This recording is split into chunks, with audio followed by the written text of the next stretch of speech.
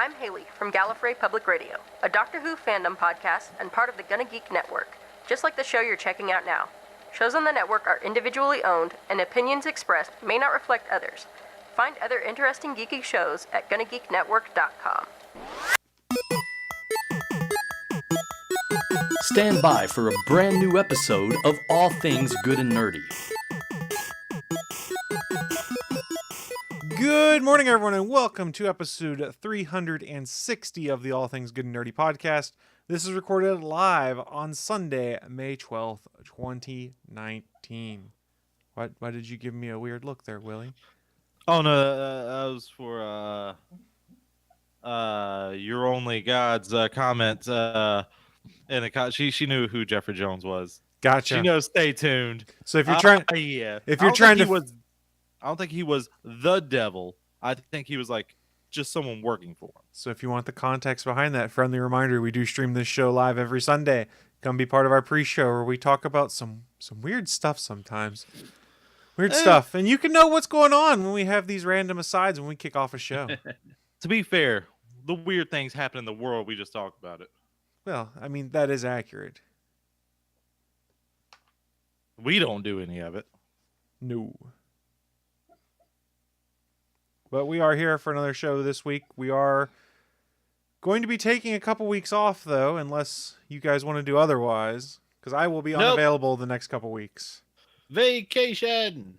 So, friendly reminder to anyone watching this live now or listening at a later date, we are out for 2 weeks now. So, we record this on the 12th. We will be back on June 2nd. That will be the next show we are back for, so... Please come back when we return on June 2nd. And in the interim, there is tons of other stuff on the Gonna Geek Network that can keep you entertained. We promise. We promise. People will fill that entertainment gap for us while we're away. You know what else I'm filling in? Oh, no. Are you guesting on a podcast? Please let this be a guest appearance plug and not something else. I mean, I am available to guest on any podcast at any time, not just when we're on vacation, but at any point in time, I am A-okay to do so. I can bring the creepiness to your podcast if you so chose. Just ask. This guy's creepy. That's fair. At South Porky on Twitter or southporky@gmail, whichever you want to do. Willie's creepy and you know it. But no. Today is a special day, is it not? Why is it a special day? What day is today? Mother's Day? You are correct. And in my half-awake stupor of about 30, 40 minutes ago, I wrote a song. Oh, no. Yeah, we're going to get a fair use takedown for your song? No, not all. It's the Willie original. A Willie Nelson original. He's bringing the heat for you guys who are watching this show today. He has an original song for you. Willie, do I need to key you up anywhere, or should I just step back and let you do your thing? You need to step back at least 3 feet to not get touched by me.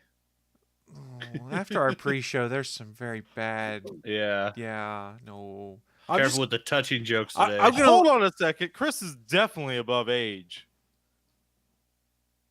I may be creepy, but I'm not under 18 creepy, all right? All right. This is not a joke or a path we need to be going down. I apologize for even saying anything. No. Yeah. Don't be throwing that bad juju on me. And Willie, I have to say, because of the lighting conditions in your house right now with the blue light on your microphone, when you hold it up like that, it looks like you have an arc reactor on your chest. Can we call you Iron Man? I'm not going to stop you. Some ladies have. I should have known and better. Speaking of which, this goes out to all the mothers out there. Let me get down to my Barry White voice. Oh, yeah.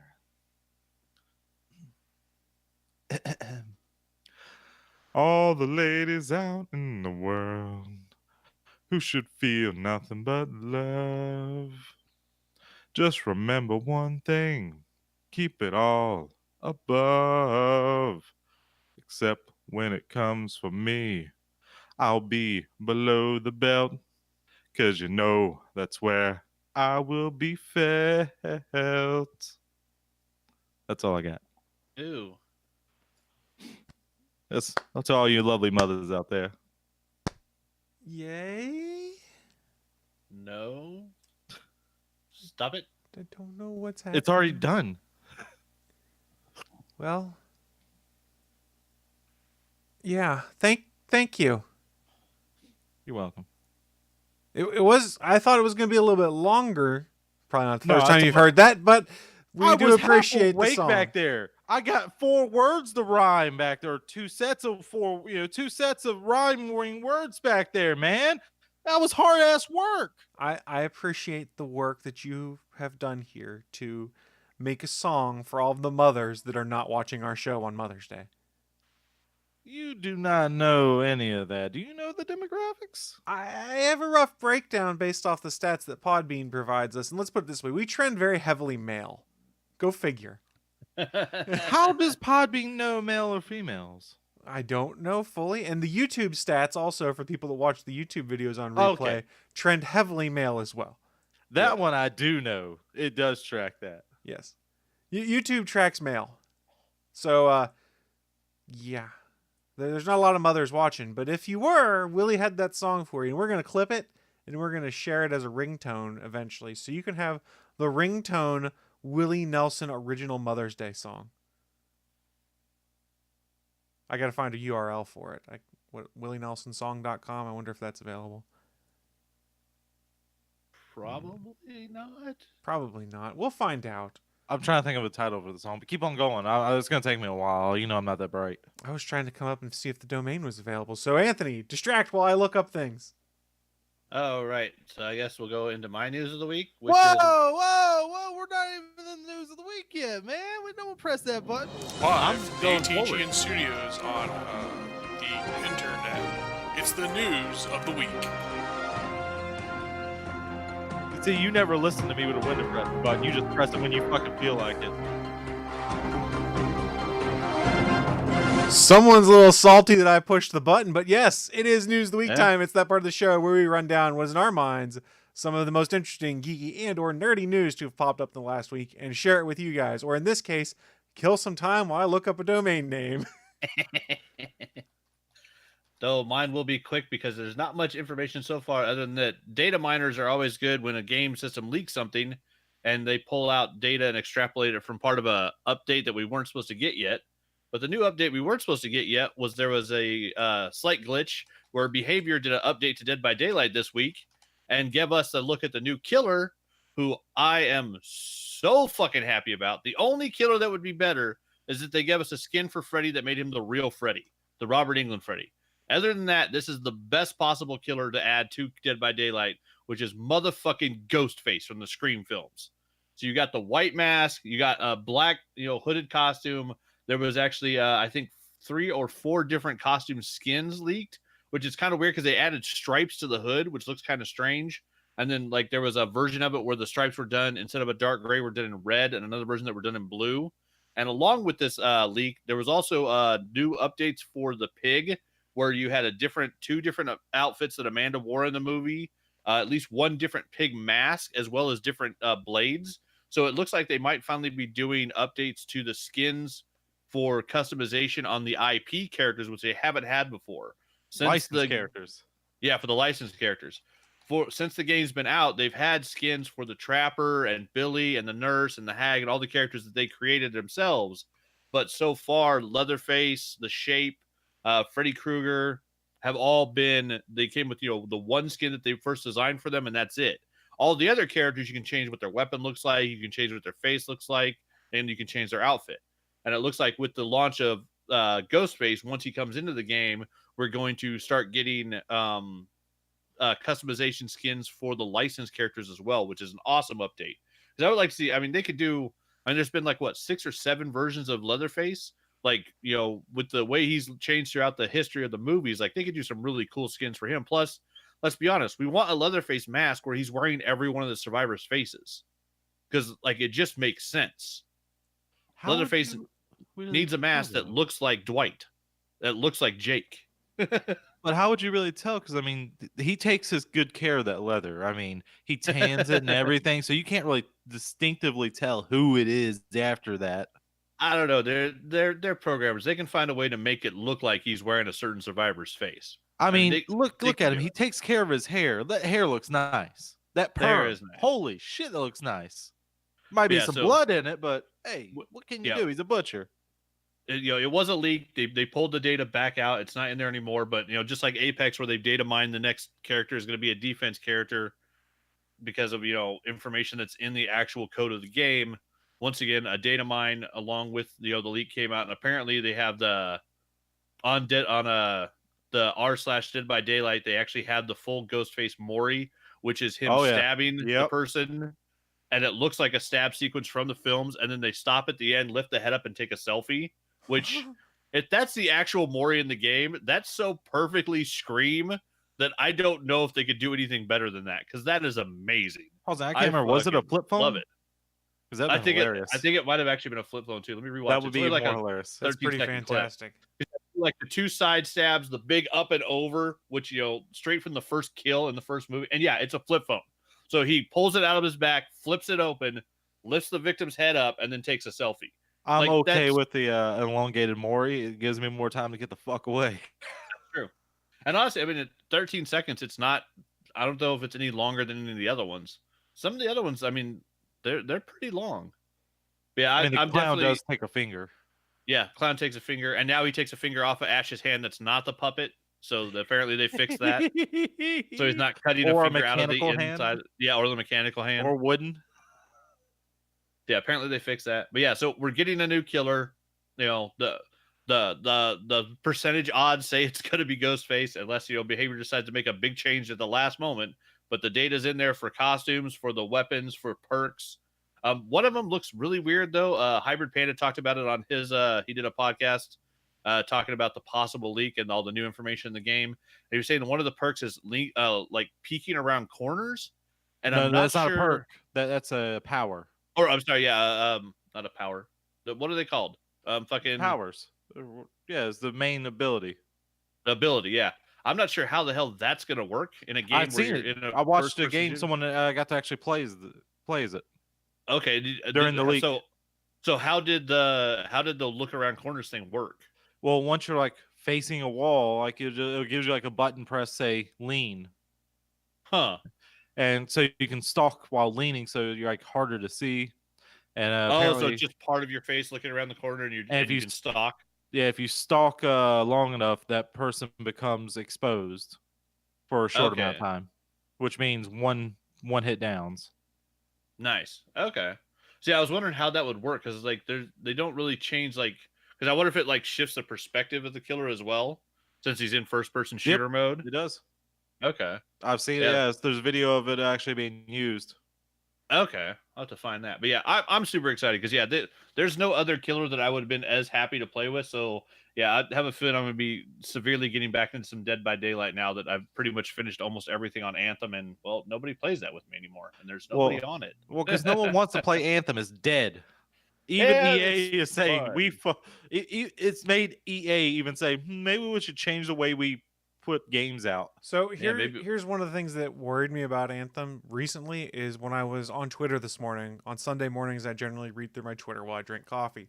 One of the folks Yeah. I follow is Wario64. If you're aware, on Twitter, Wario64 is not a bot, but a lot of people think a bot that captures all sorts of different video game sales and deals and things like that. Some of them are really hot deals that go by really fast.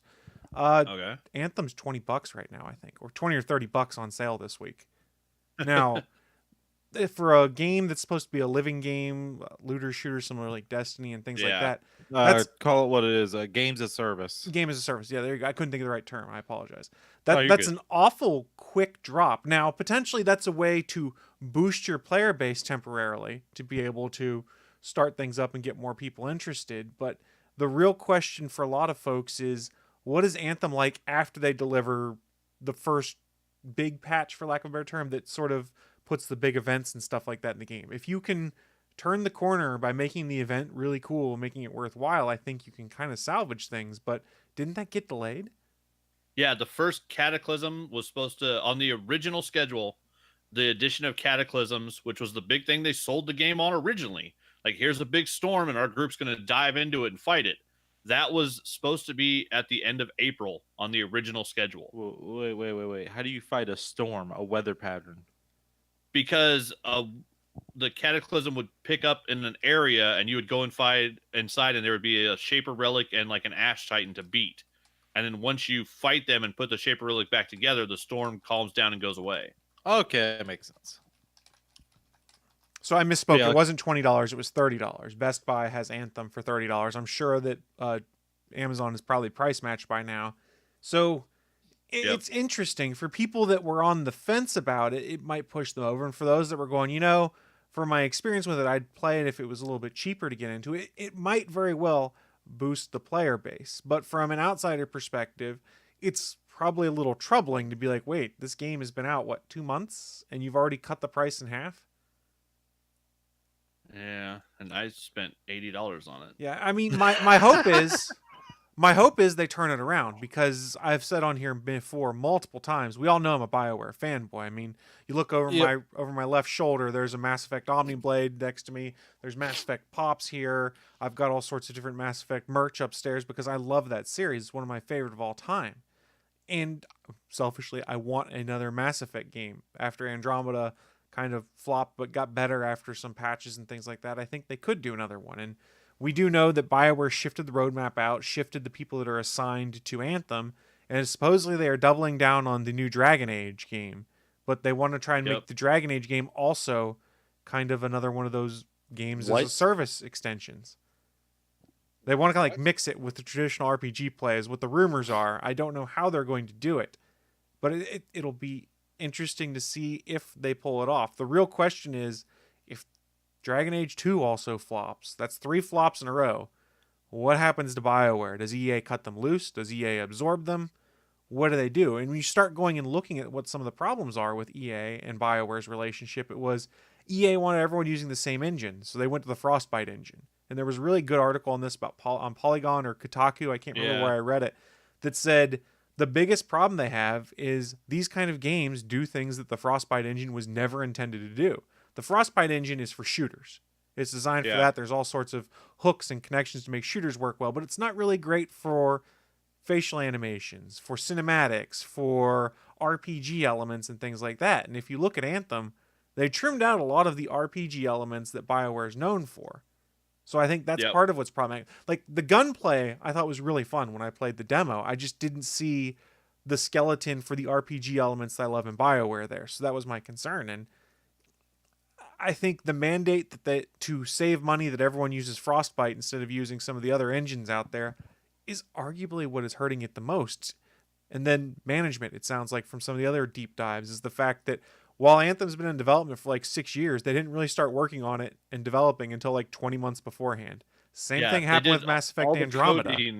Yeah, they did basically all the coding for the game in 18 months. Yeah. And during that 18 months, they took Flight out and put it back in 6 times. Yes. Like, that's insane. That's crazy. And the same thing happened with Mass Effect Andromeda, too. So it's a sign that somewhere something is broken, that they're putting all of this lead-in time where they're supposed to be building the story and coming up with how the gameplay elements are supposed to work. And instead, they're just coming into crunch time in 18 months and trying to put a game out and hope they can fix it. So shit management. Yeah, how was it they put it? It was in the article, something to the effect of they've always relied on the BioWare magic to pull them through. Because, let's be honest, Mass Effect 3 looked like it was going to have bigger problems when it was in development. And then it was arguably, other than the ending where people had some issues, a pretty good game. There was that BioWare magic where everything kind of came together at the end. Well, here's the thing. BioWare grew. A lot of those people that were around for the BioWare Magic days took new jobs in other places. So it's a lot of new folks, and it's really kind of, from a BioWare fanboy perspective, disappointing to see what's happening with it. And it worries me about the future of some of these franchises I love. I want to see them turn the corner with Anthem. I think that would be a great thing if they can get Anthem fixed and back up off the ground where it is right now. But as a Mass Effect fan, I saw how they really just kind of screwed with Andromeda, where the game was shitty when it came out. They patched it for ages and then canceled all the DLC when they realized that with the Metacritic scores and the gameplay stuff, it wasn't worth it. And they're like, we'll write a book that talks about all these DLC threads that we hooked in there. And I was like, the hell? This is what my years of fandom got me here? It's very frustrating. The biggest problem here is EA, and they will never admit that the biggest problem is EA. Their management is just fucking shit. Yeah. What won game of the year last year? God of War? Exactly. And how much DLC does that have? Not a How many lick. microtransaction does that have? Not a lick. And what the fuck did EA come out and saying? They said single player games are dead. And look at how fucking stupid they are now. That's because that's what they want it to be. Because here's the thing. We've talked about it on this show. Other people have talked about it. They've talked about it in news articles and stuff. Single player is a one shot buy, and then you're not leeching money out of people anymore. That's why bigger companies want to move to this games as a service model, because they get you to pay the $60 for the game. Then you start playing, you go, oh man, some of these skins are really cool. I could either unlock them by spending 80 hours playing the game, or I could drop $5 and get a skin pack and get these cool things. If you're lucky, $5. I start to have less of a problem if you give me a good single player game. You're like, yes, we have DLC story content coming. It used to be that really bothered me a lot. I'm like, why didn't you just include that in the game? But nowadays, we're in such a lack of good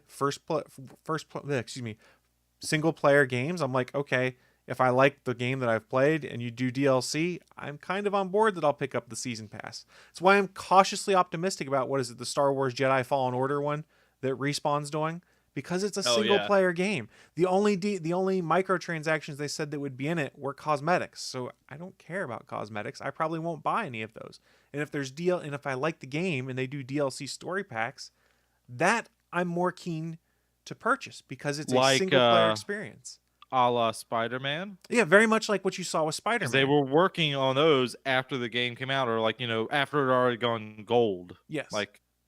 So. And Spider-Man is a great game. I mean, they give you so much in the costumes too. Yeah, just the fucking suits.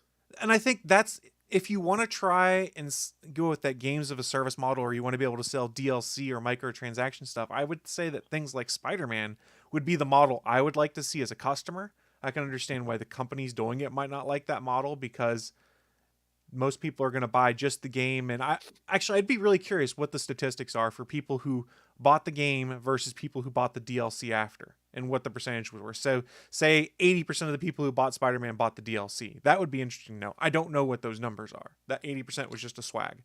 I'll bet it's pretty high. And also just say for Spider-Man too, they also released free suits after the fact as well. Oh, yes. 2 or 3? 2 or 3, and then there was the Raimi suit that people bitched about for so long. That's one of them I included. Yeah.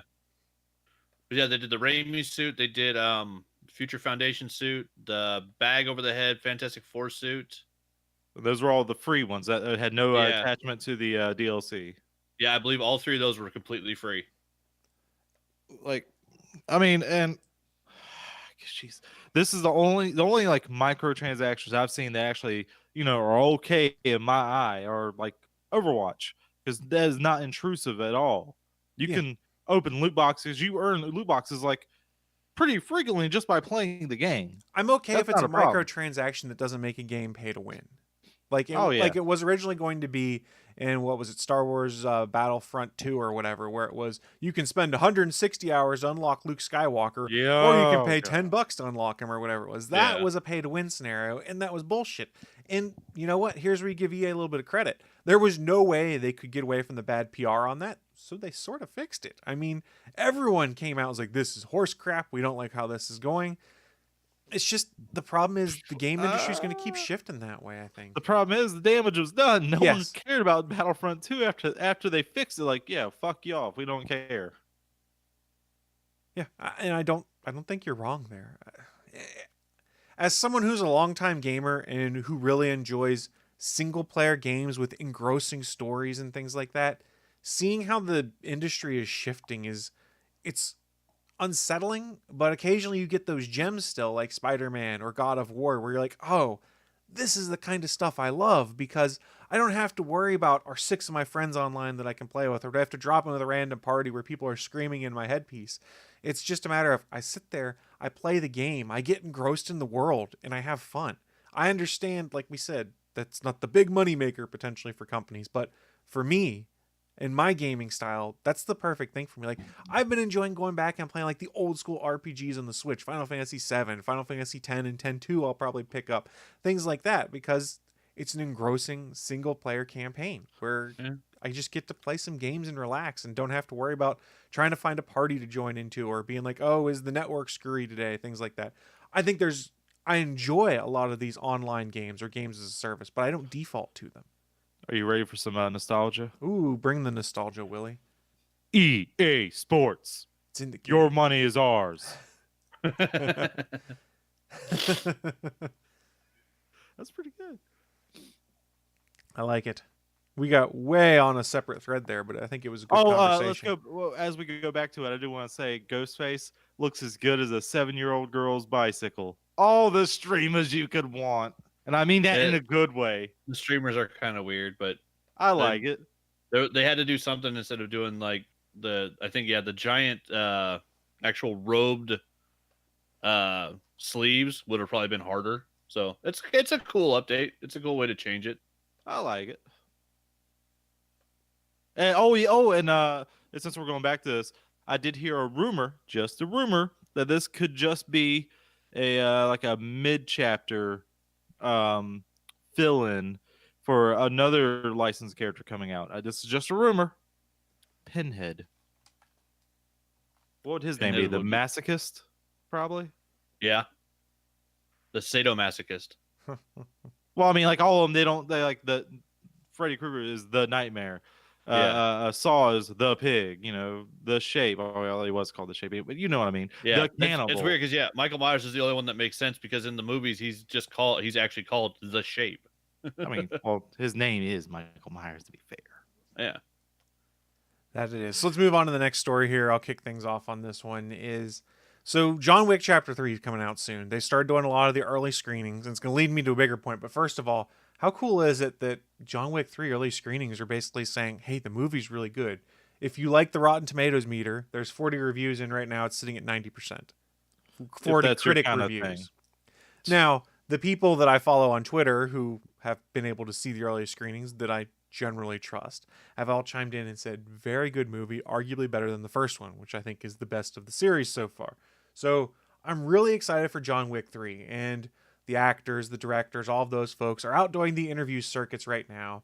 So the Hollywood Reporter, I lost my link there. So John Wick Chapter 3 director Chad Stahelski is doing the interviews for John Wick 3. If you're not familiar, he worked on The Matrix. He was one of the fight coordinators on the Wachowskis' Matrix series. And he was talking to Yahoo Movies and seemed to indicate that another Matrix movie might be in the work and that the Wachowskis are involved. So what did he say? In this interview, he said, I'm super happy that the Wachowskis are not just doing a Matrix, but they're expanding what we all loved. And if it's anywhere near the level of what they've already done, it probably wouldn't take more than a call to go, hey, we want you to be our stunt guy. And I would probably go and get hit by a car. So you know what I'm hearing from you right now, right? What's that? Animatrix 2. That could be interesting. I enjoyed Animatrix 1. So here's where the twist comes into play. One yet. Here's where the twist starts to come into play. Shortly after that, a representative for the director, Chad Stahelski, I'm always going to screw up his name, I apologize, told The Verge, who asked for a quote, that the article is inaccurate. He did not say they're doing another installment, but his comments were talking about if they were, he'd love to be a part of it. So that's the walk back. Here's the thing. Do we want another Matrix? Let's be honest. Matrix 1 holds up. I love Matrix 1. I went back and rewatched it. I really enjoyed it. Matrix 2 and 3, they have their issues, but they're enjoyable. But Matrix 1, phenomenal. Do we want the Wachowskis to come back and revisit the Matrix? No. No? No. I'm good. That's done. It's nice. Let's keep it there. I mean, God, all those multiple Smiths that fight scene was terrible. They need to do a George Lucas on that and redo that. Just to make it look better, because oh my god, all these weird claymation looking things fighting. Well, let's also bear in mind that the special effects from the original Matrix are from 1999. And they look better than that fight scene. Well, I think they tried to go too far on some things. I don't know. Terminator 2 looks better than that. And that came out, what, 20 or 10 years before? 92, was it, for Terminator 2? So 10 years before. 92, 93, something like that. I tend to agree a little bit with Sailor Poland in here, where he says the Wachowskis lost their mojo. I agree with that, and he continues, they're more caught up in being cool than making sense. I haven't seen any of the Wachowskis movies past The Matrix that I've really been like, oh, I really enjoyed this. I can't wait to see it again. Whoa! You didn't like Speed Racer? I was not a huge fan. I'm not a Speed Racer fan to begin with, so the Speed Racer movie I've never really seen it. did nothing for me. And what was it, Jupiter Ascending? No. Yeah, That's the that one was with a what's the weird name in it? one. with Jackie from '70s Show. What's her name? That was Jupiter Mila Ascending, I Kunis. thought. Yeah, well, no, Yeah. what's her name? Mila Mila Kunis. Kunis. I That's just said it. Well, Chris talked over you, and he has the more booming voice. A booming dog- voice. Dog boy Channing Tatum. He was. Oh, okay. Okay.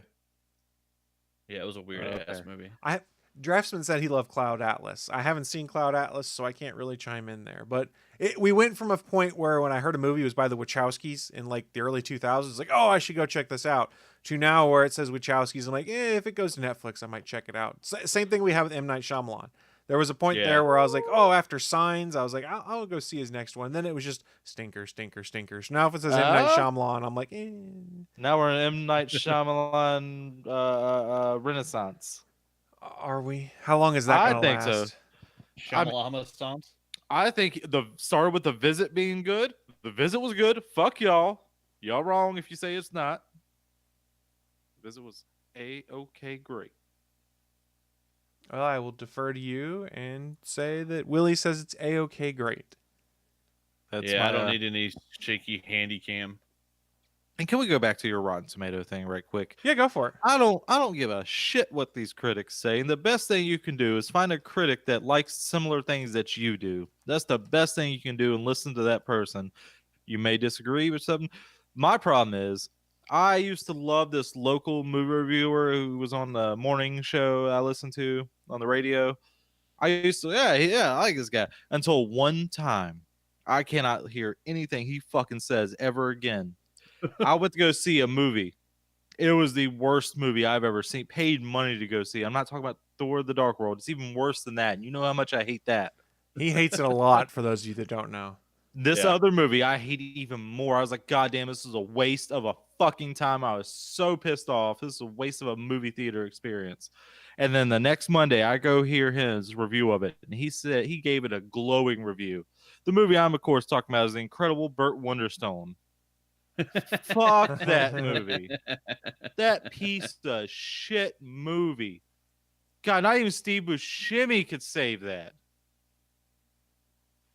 Well, And he gave it a glowing fucking review. let me Fuck step that back for asshole. a second. Please don't take me using early Rotten Tomatoes reviews as an indicator that I think Rotten Tomatoes is the gospel and that's how you should review things. I think. Oh, no. I no, think- I'm not saying that. I think early on critic reviews, when they put them all together and aggregate the score, can give you an idea of how the picture is shaping up. I fully believe you should make your own opinion or have reviewers, like Willie mentioned, who you tend to agree with, or you can read their stuff and make, hey, this is a guy I tend to agree with, or a girl, or whatever that I tend to agree with. So based off their recommendation, I think this is something that would be interesting. I think Rotten Tomato views, especially the critic aggregation ones, can give you an idea in the very beginning before it actually comes out how a movie might be trending.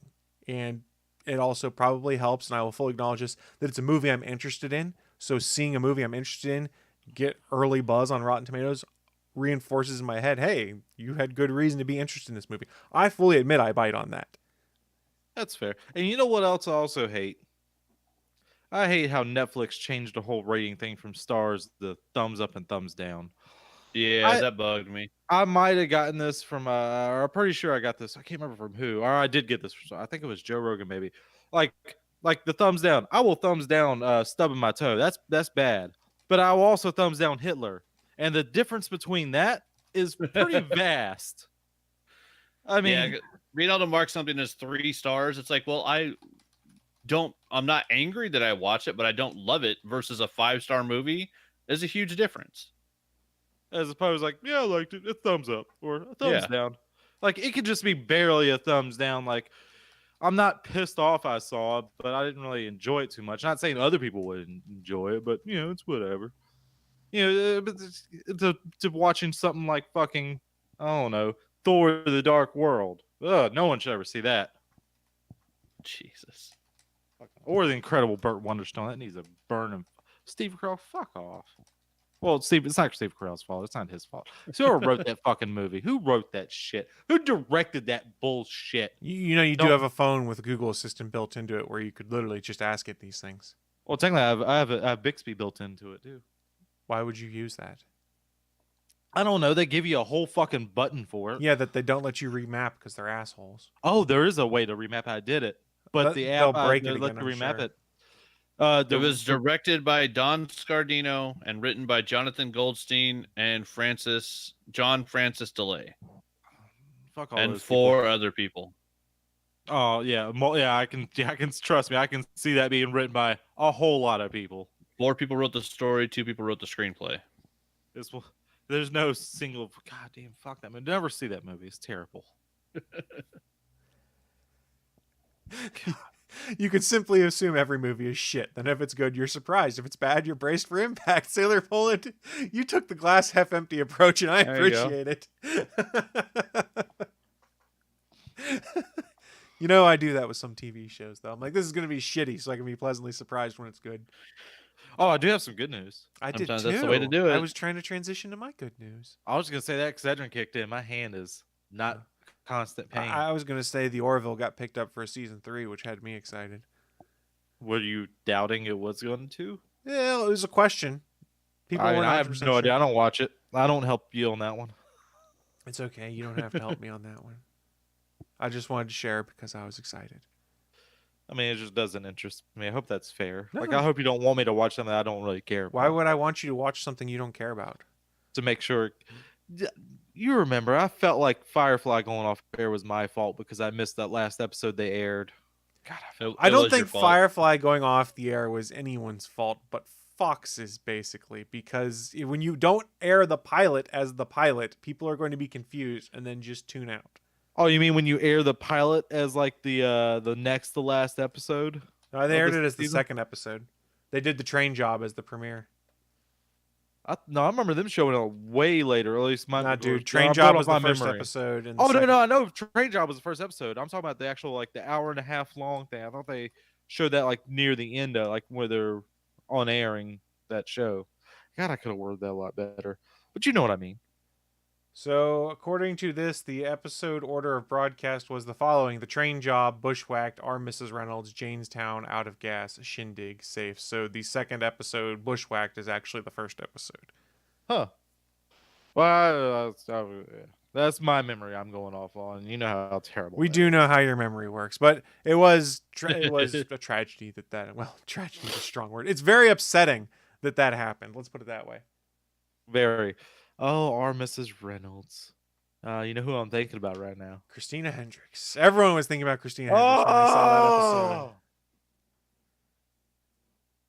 I think he just hurt himself. Although my favorite episode has to be Janestown still. Jane, the man they call Jane.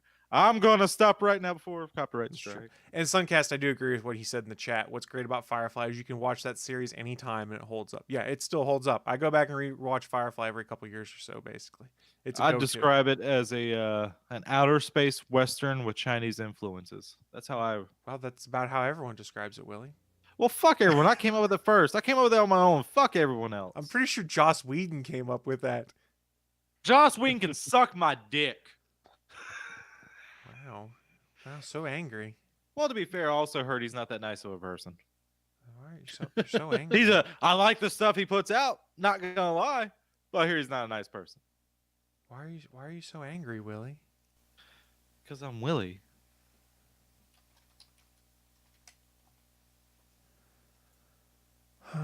Willie. Drasman's asking before we get off the Firefly subject, did you guys like Heart of Gold, which was the episode where Anara's companion friend ran a brothel and asked for help from the Serenity crew because the guy wanted to steal the baby from a companion he impregnated or something like that. Wasn't that one of the unaired episodes? I think it was an unaired episode, but I'm not 100% sure because I was part of the problem. I did not watch Firefly when it aired live. I caught it when the Serenity movie was coming out. They did a marathon of it on Sci-Fi Channel, and I caught the marathon there to be like, this Serenity thing sounds interesting. And then went and saw Serenity right after marathoning on the Sci-Fi Channel. Yeah, I mean, I was lucky enough to watch it as it first came out. That first episode, I think I just caught a glimpse of a commercial for it the day it was coming out. I was like, okay, I'll watch that. Yeah. So I really enjoyed it myself. But yeah, so we've gone all over the place in this news section. We still have one more news story. So Willie, what do you got for us? We do have another news story. I thought you had a news of the week. Well, I was gonna do the whole ghost face thing, but don't worry, I can shift on. I can pivot. on a dime here. So It Chapter 2 trailer came out, which is pretty much mostly a scene, it seems. That was a strong opinion. All right, before we get into what his thumbs down is, because I'm a little curious what he's thumbs downing. The scene is pretty much if you've seen the original made-for-TV Boar Fest, it's a scene where she Beverly goes back to her apartment where she grew up with her father. You mean the good version? The good version of this movie? The boring fucking movie, if you really think about it. Tim Curry's the only good part about that. But let me finish. And she goes back up to the apartment, and the old lady's there, and turns out the old lady is really Pennywise. Blah, blah, blah, blah. So what did you not like about it, Bach? I'm a little curious. I don't care about these characters at all. Like, they didn't make me care about any of them in the first movie. I don't care about any of them in the second movie.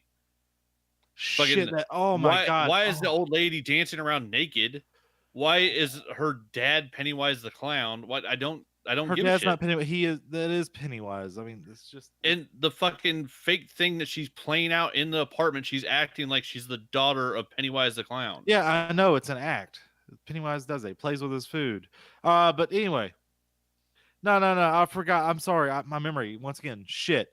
My memory is fucking shit. I forget. You don't know good movies because you did not like it, but you liked the fucking Dark Tower.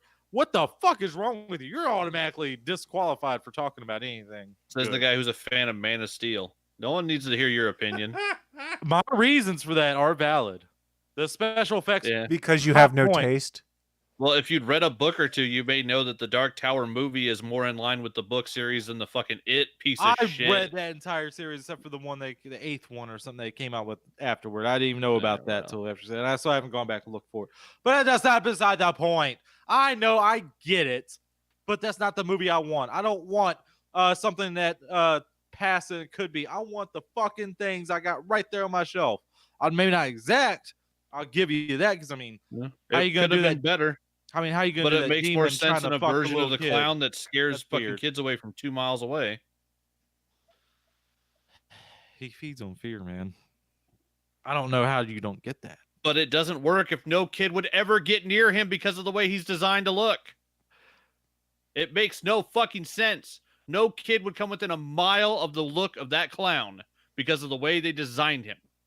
If he can't get near them, then he can't fucking even scare them because no kid would go fucking near that clown.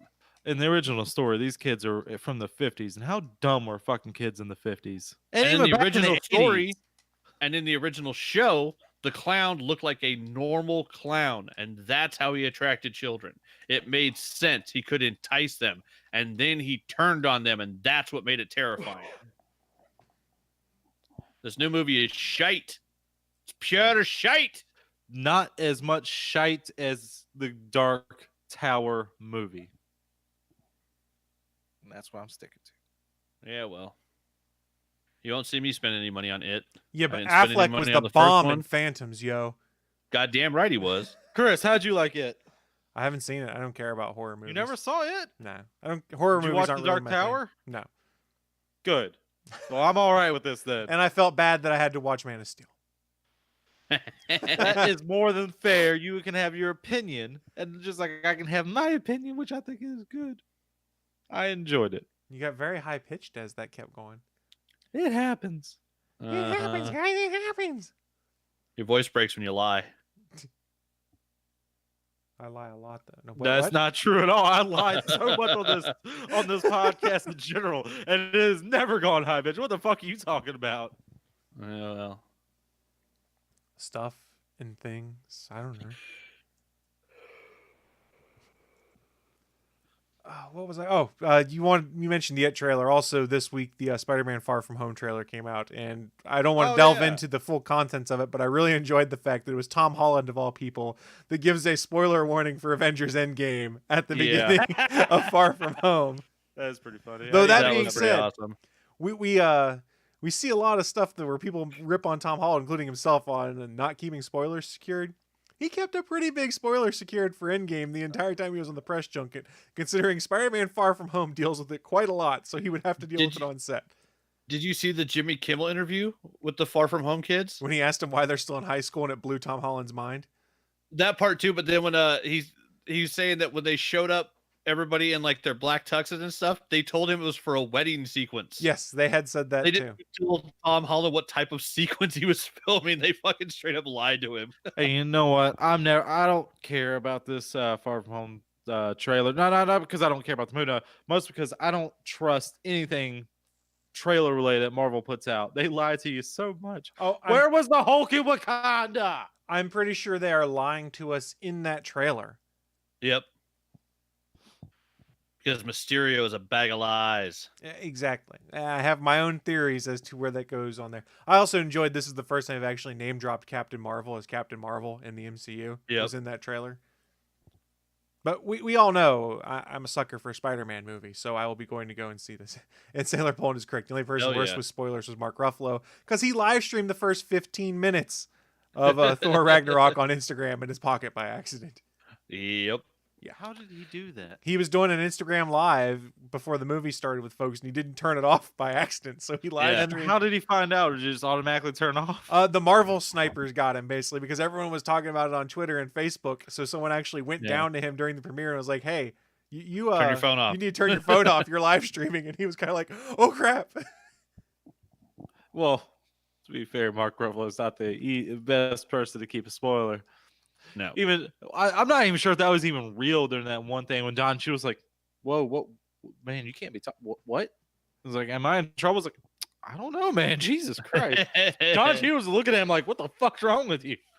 I think Don Cheadle was just playing up the fact that Ruffalo's always spoiling shit. Well, I don't know. His If you face go was and view if you go and see the interview where Mark Ruffalo basically says all of us die, and you see Cheadle kind of turn and look at him like, "Dude." So he was able to play it off as a joke by doing that, but like he starts to say half of us die in Infinity War. And then changes it. And then changes to all of us die, so everyone thinks it's a joke. Yeah, it's a problem. It's hilarious though. Yep. More Spider-Man. His 5th Spider-Man movie. Can you imagine that? Like, we never thought we'd see, like, it was insane that we got someone to do a trilogy. Now we have a character that's going into their 5th time being Spider-Man. Well, and he still looks like he's 14. Yeah. Tom Holland's 20 years old, and I guess he did an interview, and I don't have the link to it here right now, but I read it this morning while I was drinking my coffee, where he's like, "Man, I'd play Spider-Man in 20 movies if they let me." By then, he'll look like he's ready for college. I would love to see more Tom Holland Spider-Man movies. I think he is very good in the role. He does a very good job with Peter Parker and Spider-Man. He plays both sides very well. I did see this awesome little GIF on Reddit yesterday, where it was, I think people like Universal or not Universal, like Disney or somewhere. I can't remember. It was undistinct. There was like a music park somewhere. But it was like, you know, the Spider-Man in the suit, like the black and red suit that from Far From Home. And then all of a sudden you have the other the actors, what's her name? How you pronounce her name? Zendaya? Yeah, Zendaya. Yeah, it's her, Ned Leeds, right? Jacob Batalon? Yeah, you mean Gank? You know what I mean. He came up, and I think the guy who Flash Thompson, I can't remember his name either. They all come up behind him, and they're all like getting behind the kids, taking a picture of Spider-Man. They're like, and all of a sudden they look around like, "Oh my god, look at all that!" And then all of a sudden Spider-Man walks off and pulls his Tom Holland underneath. That must have been fucking great. Like you're looking at him like, "What?" And you turn around like, "It's Tom! What the fuck?" That would have been awesome. Well, I mean, Tom Holland does a lot of stuff like that where he goes and puts the suit on and surprises fans. Yeah. And it's pretty delightful. Plus, there's the fact the dude did like all sorts of like parkour stuff when he was younger and things like that. So he can sit there and do like backflips and shit in the Spider-Man suit. And you're like, "Oh man, they've got a real good stunt double." And then he takes the mask off like, "Holy shit, it's Tom Holland. This is awesome." Yep. My body's not built for backflips. My body's not built for somersaults anymore, let alone a backflip. But that being said, I think it does wrap up our news of the week for this installment of the All Things Good and Nerdy podcast. Normally, this is the part of the show where we would do a promo read from their podcast. There are no promo reads that are not expired, so we cannot. Oh, good. So I have to go look at my phone. You don't have to go look on your phone. But Willie, you can talk about the greatness that is the Gonna Geek Network if you want. Do you want to do that? Let me tell you something here, folks. let me just tell you what you should be listening to every single fucking day. You know why every single fucking day? Because we have that many fucking podcasts part of this network. Every single goddamn one is fan fucking tastic. You get great personalities like SP, fucking Beef, Wing, Chris. Bachman too, I guess.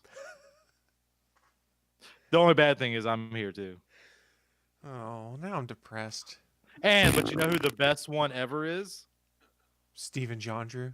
My bell buddy, Mr. President, the Canadian kid, Stephen John Drew. He got so excited in doing it that he's choked up and coughing up a lung right now. He It killed took my himself. throat in a bad way. Or a fun way, either way. Teach their own. So what Will is suggesting is go check out the Gonna Geek Network over at GonnaGeek.com. Click the network button, and we guarantee you'll be able to find some more geeky and nerdy podcasts that you like. And hey, tell them that we sent you. I hope you like the nickname Canadian Kid. The Canadian Kid. I did clip that. I did clip that segment, so I will send it to Steven after the show if I remember. You edit all the cursing, so I'm not sure if he likes it or not. I'm not sure. So I'm gonna have to bleep you, and that's gonna take a couple minutes. Yeah, that's fair. Work. He knows he takes me as I am. We have no choice. You are what you are. We would never want to change you, Willie. Nor can you. It's not my place to change people. I unlike Sonic, I cannot be changed. That's a nice callback. Well done. Well done. I try. It just came onto my head. I See, I appreciate it. appreciate it It was a good sometimes. one. So looking at the time, it is time for start wrapping up this show. For those of you that have watched or listened before, you know we do a little segment called What I'm Into to shut this thing down. It's a chance to share with you guys who are watching live Your or mom. listening at a later date, well played, just what kind of geeky and or nerdy things we've been getting into so that maybe, just maybe, you'll want to check them out yourselves. I'll kick things off. I got back into playing Saints Row 3. How did that happen? Because I saw it came out on the Switch, and I went, I'm not buying this game for $40 on my Switch. And I pulled up my Xbox and put in my old Saints Row 3 disc and started thank playing God. again on there. Oh, you scared me there for a moment. I was like, you dumb son of a bitch. I was that close. Like, you fucking piece of ass. Why am I going to pay $40 for a game that I've already bought once? Thank and that God. I could buy again on Xbox for $7. Thank the fucking God. Whatever, which one's right, I don't fucking know. So Go yes, on, I'm sorry. replaying Saints Row 3 right now just because the Saints Row games are delightful. You get the kind of gameplay you have in GTA, but with dumb, ridiculous, over-the-top humor and events that go around it. I will blaspheme right here in many people's eyes. I think the Saints Row franchise is better than the GTA franchise. Oh, Yes, hell yeah. I know Saints Row cribbed all the sorts of gameplay from GTA. That's part of what makes it fun. But it's the comedy that makes it great. And you know who I really feel sorry for, though? The guy who THQ? had to, yeah, that too. But the guy who sat there and designed and programmed the driving in Saints Row 4. Oh, I know, right? Because who the fuck? You get super speed. You get fucking super flying gliding thing. Who the fuck wants to get into a goddamn car? Well, you do at the very beginning of the game because you don't have super speed. Once you get super speed, you never get in a car again. I'm sorry. After 5 minutes of playing the game. And then you very rarely get in vehicle and aircraft, and because the only reason I did that is when I needed code fragments that were way up high, and I didn't want to try and jump to do it, so I just get in a plane and fly up there and then jump out of the plane. Which is more fair. Saints Row 4, hilarious and funny. And why'd you need that code? To unlock better your powers Yeah. to fly better. Yes. I will say I love Saints Row 4. Never really got so much into Saints Row 4, the spinoff like Gat Out of Hell or whatever. I started playing it, but I didn't get too far into it. I have it. I haven't played it. Yeah, but great games. I enjoy them a lot. So I'm replaying Saints Row 3 right now. What else have I been getting into? Shit. Before you go on, I will say Saints Row 4. I mention this every time. Just play the little intro, and when you start climbing that fucking rocket ship in the very beginning, that little intro scene, and all of a sudden you fucking hear the Aerosmith song there from Armageddon. Yeah. Don't want to miss the I thing. don't want to miss the thing. Oh my god, that's the best moment. The best moment of Saints Row. that game takes all pretense out of trying to keep anything serious and throws it out the window. And Saints Row 4 is never serious. It is hilarious. The DLC that came out for Saints Row 4, where you have to go and save Santa Claus and stuff like that, amazing. Some of the guns that you unlock later, hilarious. The fact that one of your melee weapon can be a giant floppy dildo that you carry around and beat people with is hilarious. You mean the purple penetrator? The purple penetrator. Yeah, I remember That's it. what it's called.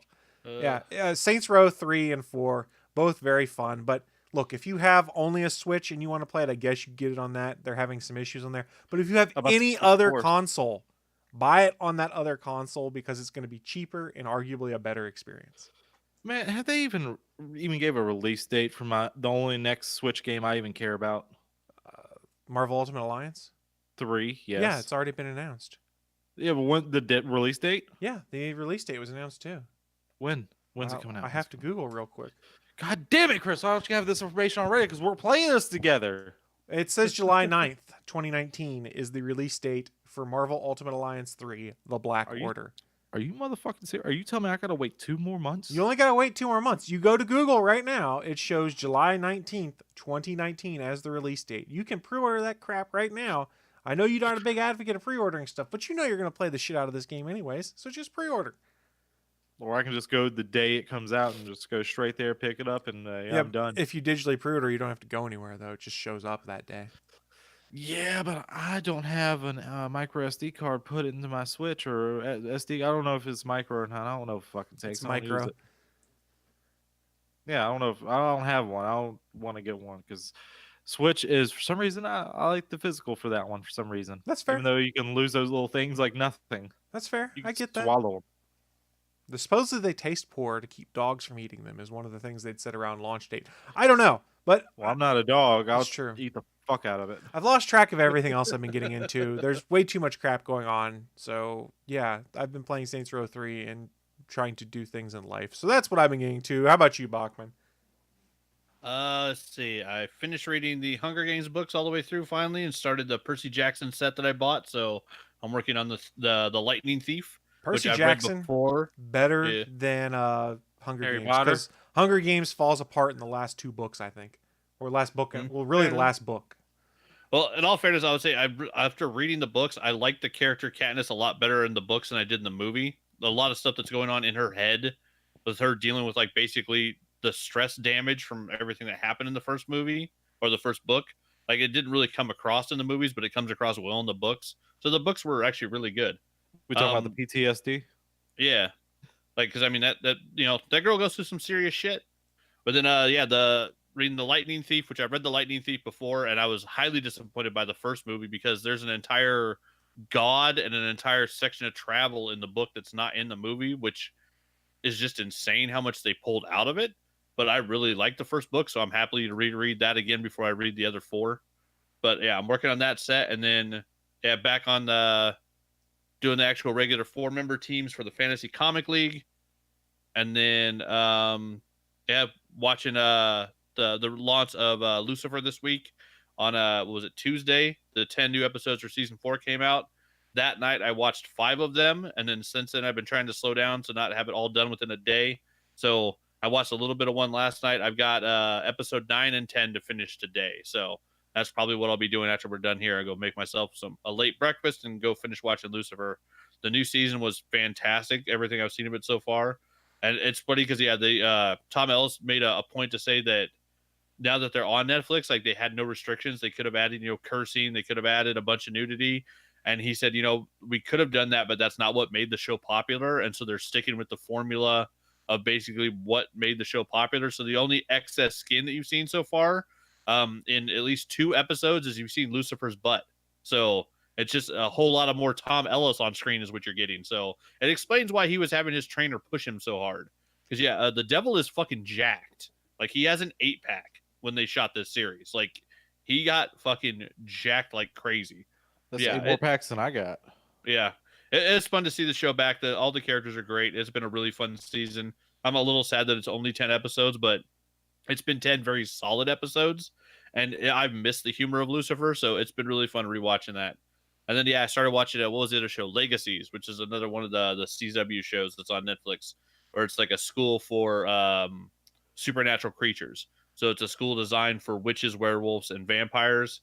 And like the start of the show is them finding out that other stuff exists that they thought were fake. Stuff like dragons and gargoyles, like things that they didn't know were real, are actually exist in their world as well. And what's That this that on? one, it's on Netflix. The first season, it's called Legacies. It's a CW Okay. show. I'm gonna check it out. So, Say yeah, no more. I'm like 3 episodes in, and yeah, it's pretty interesting so far.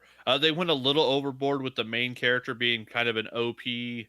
Like they designed, like, we're gonna make our overpowerful character like blatant. She's a tribrid.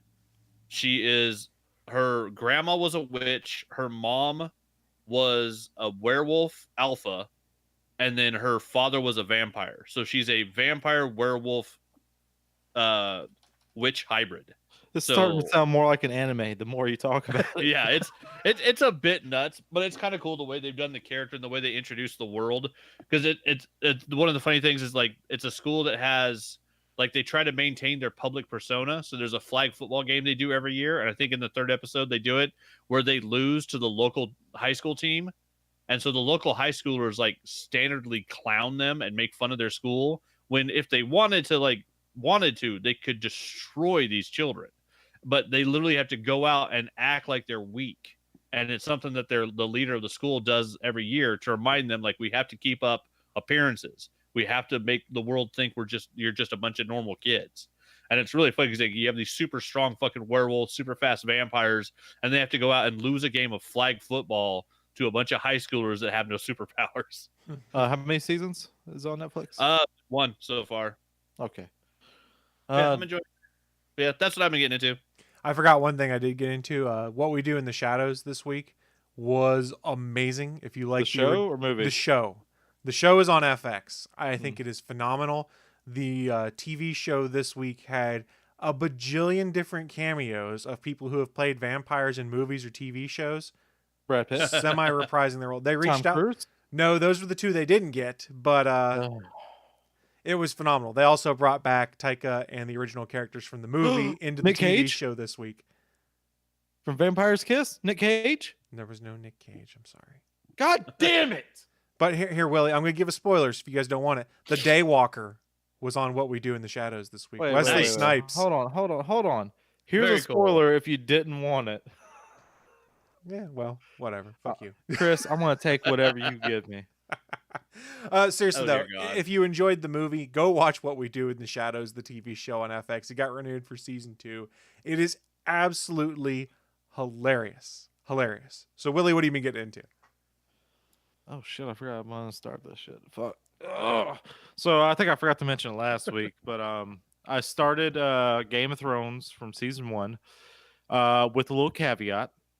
I started watching it with my mom because I thought she would like it because she likes the shows that show The Crown that's on Netflix about Queen Elizabeth, and she also likes soap operas. She used to watch soap operas religiously. So I figured, hell, fucking Game of Thrones sounds like right up her alley. Yeah, it's been a bit awkward a little bit. I think I'm through the worst of it, which is that one scene with Littlefinger giving his little backstory exposition with the 2 girls just going at it in the background. Got through the hard part. We finished up season 2 last night. Fully finished that up. So continuing on. Another thing I've been watching is One Punch Man. God, it's such a good show. I haven't seen it. You son of a bitch. I've been called worse. Please Season continue. 2 is finally out on Hulu. It's coming out, weekly. Finally, after 4 years since I watched the first season. It's about damn time. One Punch, you need to do yourself a favor. Bachman, have you ever seen it? I watched the first episode. I was not entertained. The first episode is a little bit weird.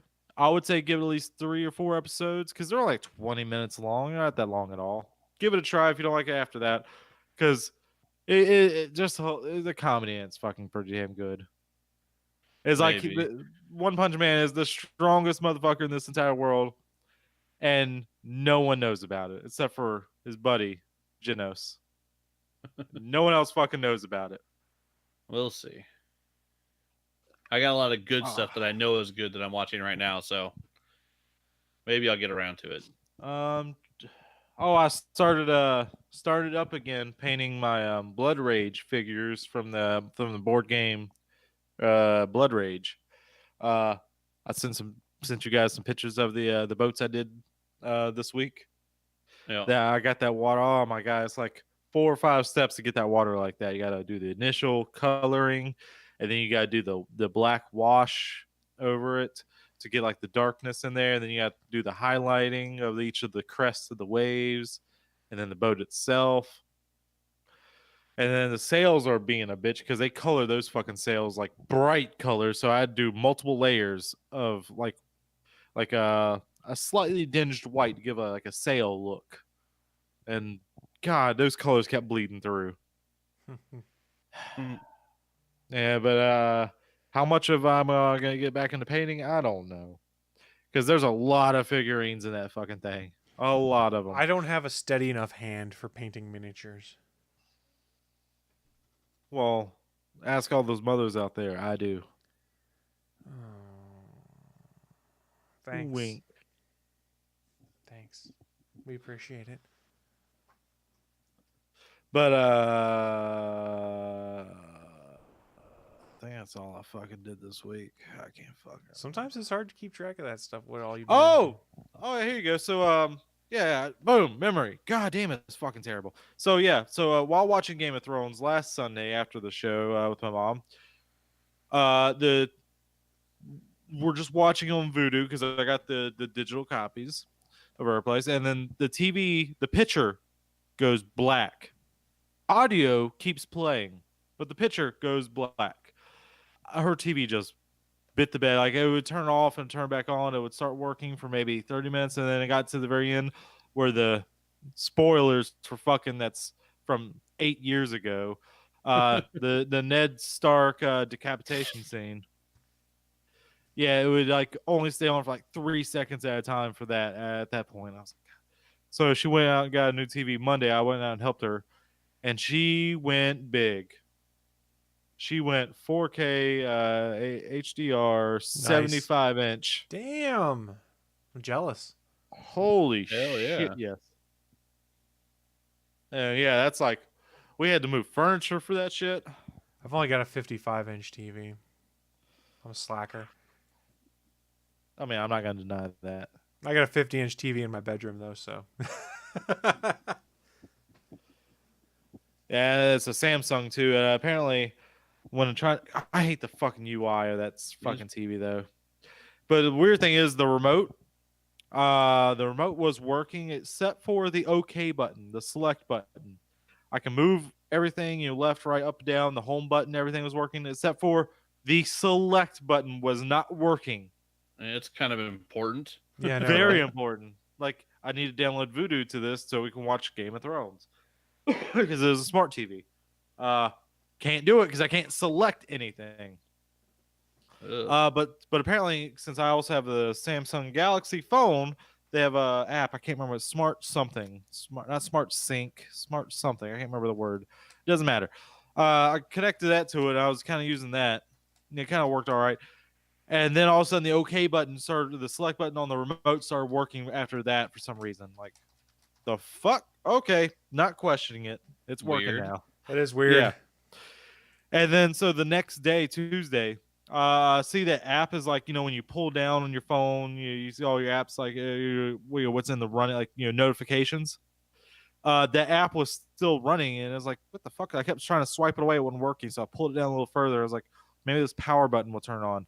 Nope, it turned on her TV. I come to find out much later on in the day.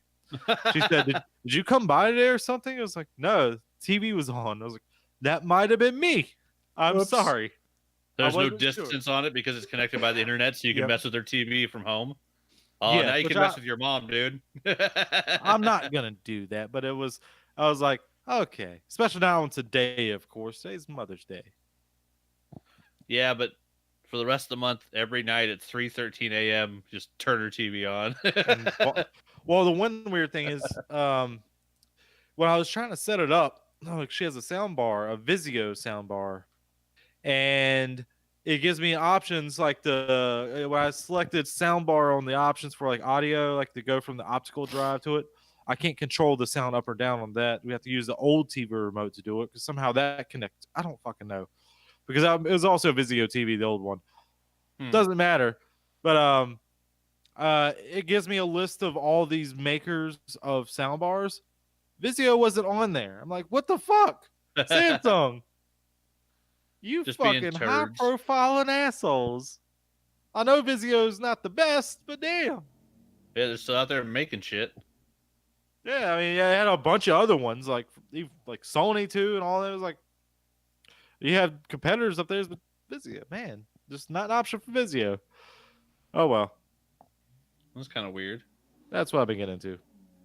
Well, awesome. Thank you for sharing. And here's hoping you get into some more interesting stuff in the next 2 weeks. Why do I mention that? Fuck it. Oh yeah. Because we are on hiatus until June 2nd. So if you need your fix of the All Things Good and Nerdy podcast, there's a ton of stuff in the back catalog. You guys can go backwards and listen to some classics that are in there. Or like I said earlier, just go check out some other things on the Gonna Geek Network. But we will be back on June 2nd. This is the first time we've taken more than 1 week off in the show history. I think we've earned it after, 7 years? Yes. We can get a 2-week break. Yes, I've been here for 7 years. So the only person on the show that's In been the here shadows. 7 years Yes, is I've me. been here for 7 years. See, that's how you win. You talk over people. You do have a win. future in politics, win. President Nelson. I can run. At least I think I can. Willie Nelson. You guys heard it here. He's going to run for president. He will be the president of the podcast. Still unsure about that. How that rule works. How it works. Like, do I have to be 35 when running? Do I have to be 35 when would be inaugurated? Well, like, so Willie, you got when's 2 the line weeks to there? figure that out, and we'll follow up with you when we return on June 2nd. how would I even be a write-in either? Thank Like, you, everyone who did join us today for this live presentation of the All Things Good and Nerdy podcast over on Geeks.live. That is the official streaming home of the Gonna Geek Network. When we return on June 2nd, it'll be Sunday, 11 a.m. Eastern, just like we normally do, and we will stream on all of the various websites. So please come back and join us in 2 weeks when we return, and in the interim, just enjoy things. Have fun. Go live an exciting life, people. I don't know. I got nothing. What do you guys got? Talk to Be me on Twitter. positive about the things you like. There you go. Ask me things on Twitter at South Porky. Well, there you go. And don't forget, while we might not be doing the show, you can tweet at us. You can Facebook message us stuff and give us ideas for show content at the very least, or just bullshit with us. We're always up for bullshitting. Excuse me. We are. We are. So on that note, we are shutting down this stream. Again, don't forget, I'm harping on this a lot. June 2nd, we return with more live podcasts. Bye, guys. Bye. Thanks for listening to this brand new episode of the All Things Good and Nerdy podcast. Don't forget, we'll be back next Sunday live at 11 a.m. Eastern, 10 a.m. Central over at live.atgnpodcast.com, channel 3 of the Alpha Geek Radio app, and over at our network home at gonnageek.com/live. If you have any feedback for the show, please contact us atgnpodcast@gonnageek.com, on our hotline number at 304-806-ATGN, or even better, go to Twitter and send us a message at ATGN Podcast. The music you've heard in this show is produced by Kevin MacLeod and can be found at incompetech.com.